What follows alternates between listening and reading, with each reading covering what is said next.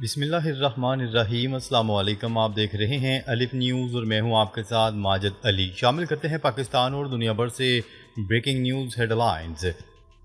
قطر نے امریکہ سے تھاڈ دفاعی نظام کی اربوں ڈالر کی ڈیل فائنل کرنے میں تاخیر کا سامنا کیا ہے۔ ایران کے حالیہ حملے میں تھاڈ کی ناکامی نے قطر کو فکر میں ڈال دیا، جو اسرائیل میں بھی تعینات ہے۔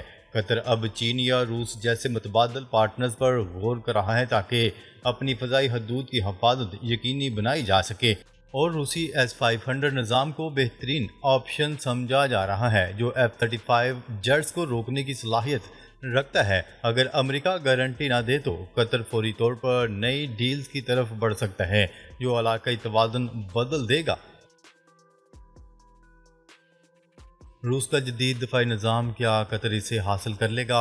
روس کے پاس S-500 کا صرف ایک یونٹ تعینات ہے، جبکہ مزید 8 پروڈکشن میں ہیں اور جلد دستیاب ہوں گے، جبکہ قطر کو فوری ضرورت ہے، لیکن روس کو اپنی ضروریات پوری کرنے کے بعد ہی برآمد کرے گا، جو 2 سے 4 سال لگ سکتے ہیں۔ اگر امریکہ کو مشرق وسطیٰ سے نکلنا پڑا تو روس اپنے اندر پروڈکشن یونٹ قطر کو دے سکتا ہے۔ S-500 ہائپرسونک میزائلوں اور اسٹیلتھ طیاروں کو 600 کلومیٹر دور سے روک سکتا ہے۔ یہ نظام VHF اور UHF ریڈار استعمال کرتا ہے جو F-35 جیسی جدید ٹیکنالوجی کو آسانی سے ٹریک کر لیتا ہے۔ قطر کو روس سے S-500 خریدنے پر امریکی پابندیوں کا خطرہ۔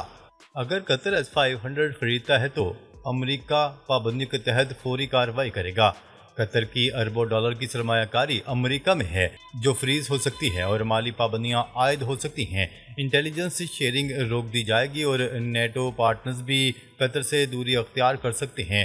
قطر گیس برآمد کرنے والی بڑی طاقت ہے، اس لیے امریکہ براہ راست ٹکراؤ سے گریز کرے گا، تاہم یہ قدم امریکی مفادات کو شدید نقصان پہنچا سکتا ہے، خاص طور پر ڈونلڈ ٹرمپ دور میں۔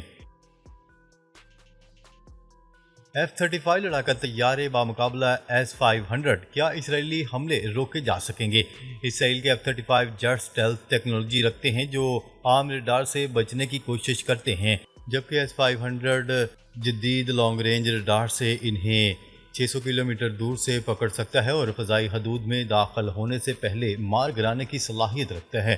شام میں S-300 کے خلاف اسرائیلی حملوں میں بھی جدوجہد ہوئی، لیکن S-500 ایک الگ سطح کا جدید نظام ہے۔ یہ الیکٹرونک وارفیئر اور لانگ رینج میزائلوں کو بھی ناکام بنا سکتا ہے۔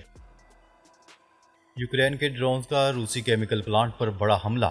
یوکرین نے روسی علاقے پرمکرائی میں ایک کیمیکل پلانٹ پر ڈرون حملہ کیا جو سرحد سے 1800 کلومیٹر دور ہے۔ یہ حملہ روس کے دفاعی نظام کو چکمہ دے کر کیا گیا، جس سے بڑا نقصان ہوا۔ یوکرین کا دعویٰ ہے کہ یہ پلانٹ روسی فوجی پیداوار کے لیے استعمال ہوتا ہے، جبکہ روس نے اسے دہشت گردانہ حملہ قرار دیا۔ امریکی انٹیلیجنس کی مدد سے یہ لانگ رینج ڈرونز ممکن ہوئے جو یورپ کی حمایت سے تیار کیے گئے۔ اس حملے سے علاقائی سطح پر تناؤ بڑھ گیا ہے اور روس نے جوابی کارروائی کی دھمکی دے دی۔ روس کے ڈرونز کا پولینڈ اور رومانیہ پر حملہ، نیٹو نے الرٹ جاری کر دیا۔ روس کے 19 سے زائد ڈرونز نے پولینڈ کی فضائی حدود میں درجہ بندی کی جو یوکرین پر حملے کے دوران ہوا۔ پولینڈ اور رومانیہ نے نیٹو کی مدد سے کئی ڈرونز گرانے کی اطلاع دی جو پہلی بار اتحاد کی فضا میں فائرنگ ہوئی۔ روس نے اسے حادثاتی قرار دیا، جبکہ پولینڈ نے آرٹیکل 4 کو متحرک کر دیا جو سیکیورٹی مشاورت کا مطالبہ کرتا ہے۔ یہ واقعہ نیٹو اور روس کے درمیان براہ راست تصادم کا خطرہ بڑھا رہا ہے اور مشرقی یورپ میں دفاعی تیاریاں تیز ہو گئی ہیں۔ یوکرین کے صدر زیلنسکی نے اسے روس کی جارحیت کا ثبوت قرار دیا اور مزید امداد کا مطالبہ کیا۔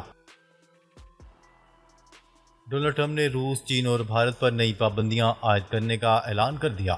امریکی صدر ڈونلڈ ٹرمپ نے روس پر تیل کی تجارت روکنے اور چین و بھارت پر 100% ٹیرف لگانے کی تجویز دے دی۔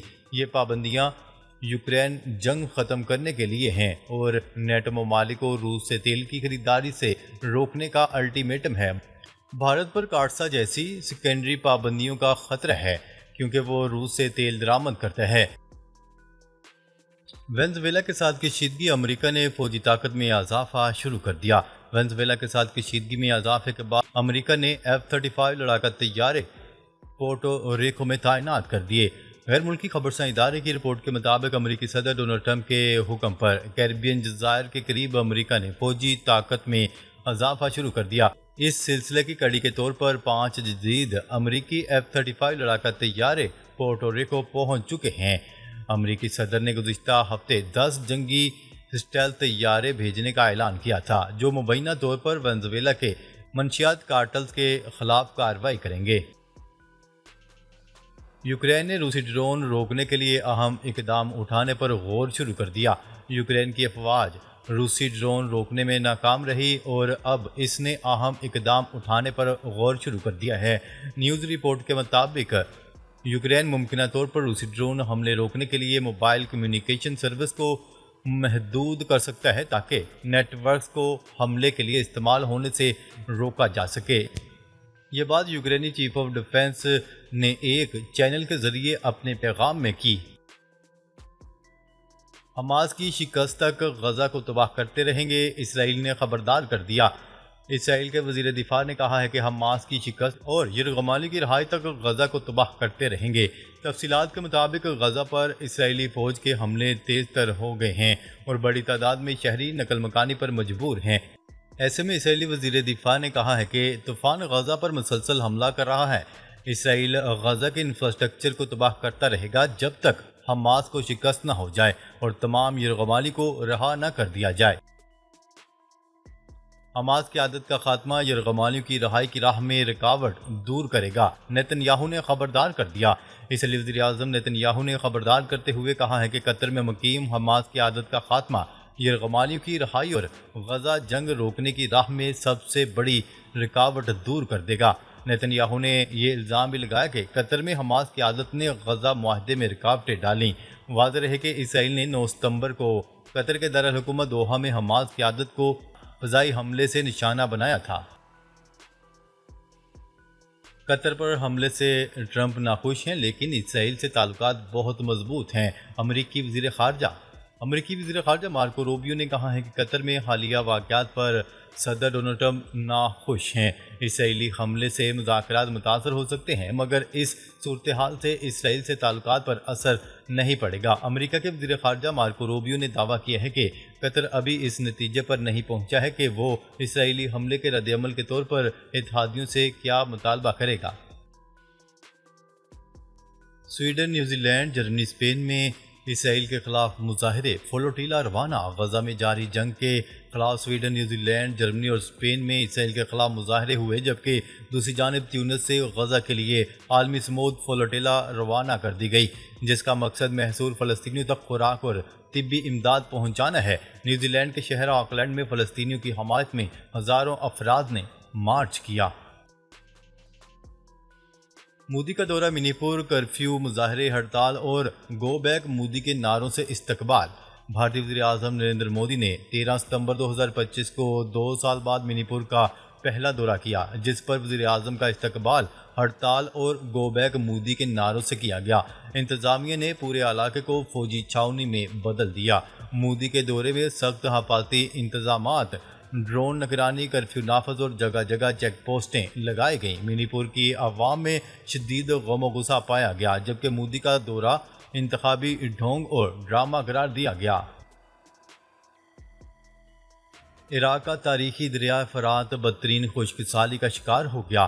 عراق کا تاریخی دریائے فرات بدترین خشک سالی اور پانی کی شدید کمی کے باعث تاریخ کی کم ترین سطح پر پہنچ گیا ہے جس سے نجف اور سماوا جیسے بڑے شہر تقریباً پانی سے محروم ہو گئے ہیں۔ غیر ملکی خبرساں ادارے کی رپورٹ کے مطابق عراق جس کی آبادی 4 کروڑ 70 لاکھ سے زیادہ ہے مسلسل بڑھتے درجہ حرارت، خشک سالیوں اور پانی کی قلت کے شدید بحران کا شکار ہے۔ نجف یونیورسٹی کے ماہر حسن الخطیب کے مطابق گزشتہ ہفتے میں دریائے فرات کی سطح کئی دہائیوں کی کم ترین سطح تک گر چکی ہے۔ لندن میں تارکین وطن کے خلاف احتجاج، ہزاروں افراد سڑکوں پر نکل آئے۔ مظاہرین نے مارچ کے دوران تارکین وطن کے خلاف نعرے بازی کی۔ مظاہرین نے کشتیاں روکو اور واپس بھیجو کے نعرے لگائے۔ برطانوی میڈیا کے مطابق مارچ میں یونائٹ دی کنگڈم اور دیگر سیاسی نعرے لگائے گئے۔ سڑکوں پر تارکین وطن مخالف بینرز اور پلے کارڈ لہرائے گئے۔ جبکہ مظاہرین نے حکومت سے مہاجرین کی پالیسی پر نظر ثانی کا مطالبہ کیا۔ ناظرین، اب تک کے لیے اتنا ہی۔ مزید خبریں لے کر بہت جلد آپ کی خدمت میں حاضر ہوں گے، تب تک کے لیے اپنا خیال رکھیے گا۔ اللہ نگہبان۔